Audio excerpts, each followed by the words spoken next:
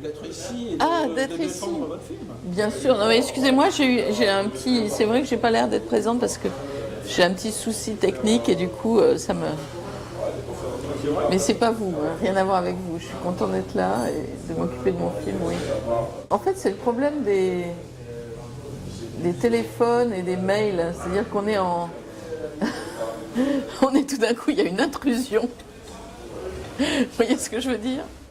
C'est vrai, il y a quelque chose de. Il y a toute la première partie du film, c'est, j'espère, un film sur les mouvements, comme des mouvements de vagues, de l'attirance entre ces trois personnages. C'est comme des vagues qui. Alors à un certain moment, elle est attirée par l'un, à un certain moment, elle est attirée par l'autre, à un certain moment, l'un est attiré par elle, après c'est l'autre. Et ça joue comme ça, et on s'est amusé à jouer comme ça, comme des vagues entre les uns et les autres. Ce qui était très fort, en fait, c'était de filmer comme une parenthèse enchantée. Parce que l'été, à la plage, c'est souvent ça, une parenthèse enchantée. C'est-à-dire que tout est possible, et on profite du fait que tout soit possible. On est heureux du fait que tout soit possible.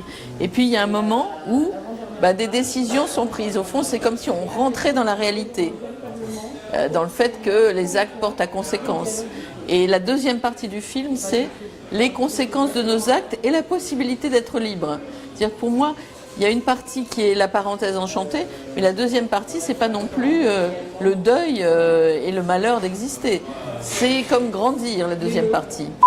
J'aime beaucoup Truffaut. En fait, je leur ai montré 3 films. Enfin, je leur ai montré aux jeunes qui sont dans le film. Je leur ai montré mes films, des extraits de mes films, et puis je leur ai montré Kess de Ken Loach, et puis Monica de Bergman. Et en fait, dans ces 2 films, il y a des moments qui sont des moments de pure présence, en fait. C'est-à-dire qu'on va filmer ce qui est là en essayant de le garder dans sa polyphonie. Et c'était ça qui m'intéressait, en fait. Qu'il y ait des moments où les personnages que je filmais aient de l'espace pour exister dans une polyphonie. Comment ça s'est passé? C'est-à-dire que ça a été un énorme mouvement. Ça s'est pas passé en une fois. C'est pas facile à raconter. Ça s'est passé tout au long de ces 3 ans, en fait. Au fond, mettre en scène, c'est prendre des décisions, beaucoup de décisions, parfois ne pas arriver à en prendre, parfois laisser d'autres en prendre, mais c'est la somme de toutes ces décisions qui fait ce qui émane d'un film, en fait. Ce qui émane d'un film, c'est ça le film. Et au fond, on peut pas tant que ça le contrôler, ce qui émane d'un film.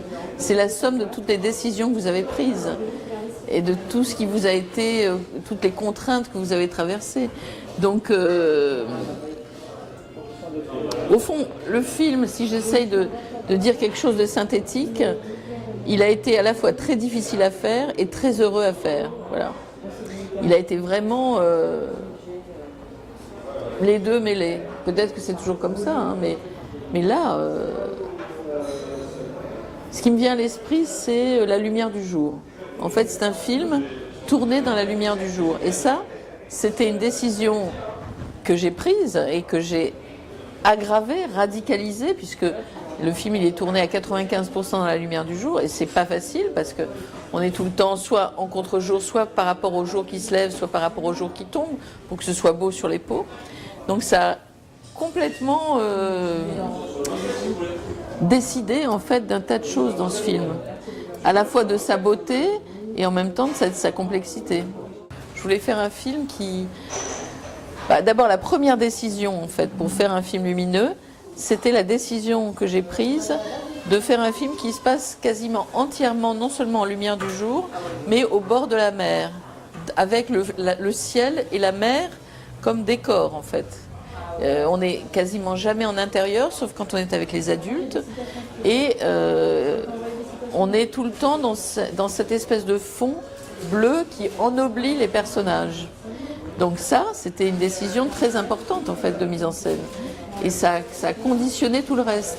Au fond, ce qui m'intéressait, c'était de faire un portrait en mouvement de ces jeunes des quartiers populaires dans un environnement qui les fasse ressembler à des statues grecques, qui les ennoblit, qui les élève, parce que je trouvais que leur noblesse, elle était dans leur cœur, elle était dans les relations, elle était aussi dans leur vitalité au fond.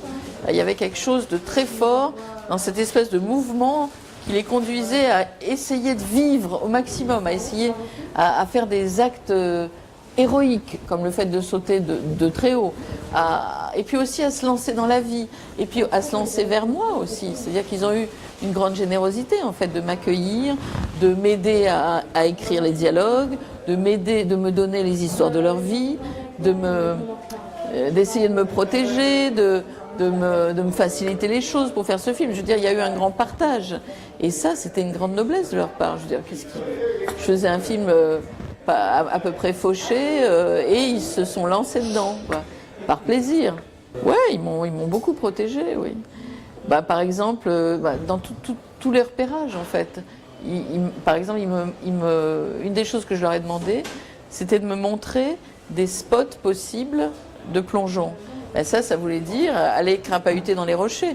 Ils m'aidaient, ils me donnaient la main pour passer d'un rocher à l'autre, quoi. C'était pas évident. Et puis on s'est baladé dans Marseille la nuit, tout ça. Ils me disaient bon, avec nous ça va, tu crains rien, mais tu devrais faire attention avec qui tu te balades. Oui, c'est vrai, c'est vrai. Mais c'est aussi les personnages qui ont grandi. Je pense que c'est les deux en fait. Les comédiens ont grandi à travers toute cette expérience, qui est une expérience très forte et très intense. Ils ont grandi, c'est vrai, mais les personnages, enfin le film raconte comment les personnages grandissent.